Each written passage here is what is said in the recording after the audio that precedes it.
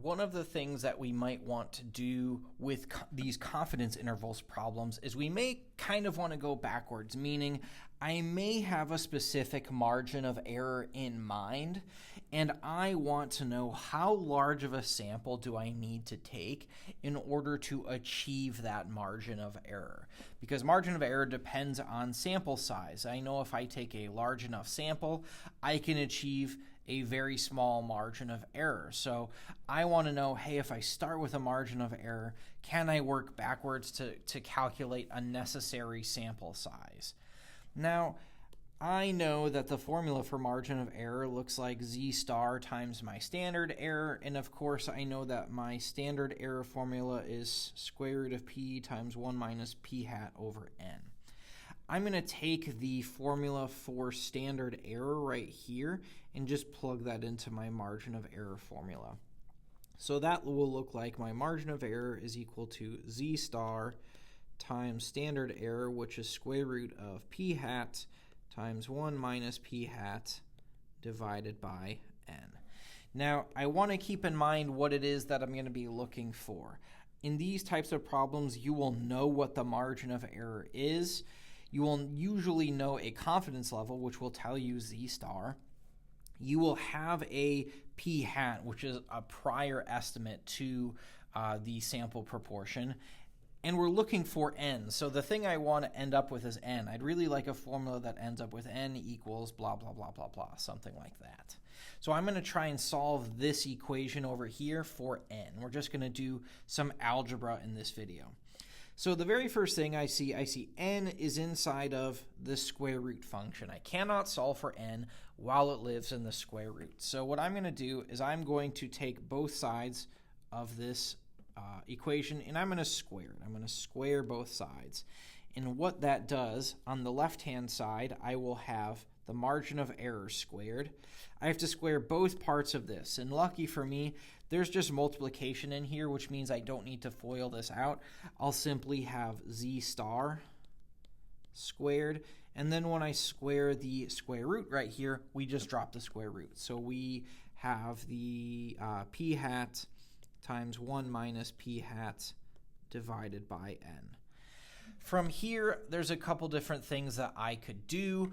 I'm going to go ahead and multiply both sides by n. Right now I know that I'm dividing by n. I cannot solve for n while it lives in the denominator, so I need to multiply both sides of my equation by n. So we'll multiply by n, and we'll multiply by n. On the right-hand side, these two should cancel. So I have n times m squared is equal to z star squared times p hat, let's do this, p hat times 1 minus p hat. And then at this point, there's only one thing left to do. If I want to solve for n and get it by itself, I need to divide both sides by my margin of error squared, or m squared. So we'll divide both sides by m squared. And I end up with n is equal to z star squared times p hat times 1 minus p hat divided by my margin of error squared. So there is the formula that will calculate the minimum sample size required. The thing that we will need to keep in mind here is that if the sample size decreases, if it goes down, that means that the margin of error will actually go up.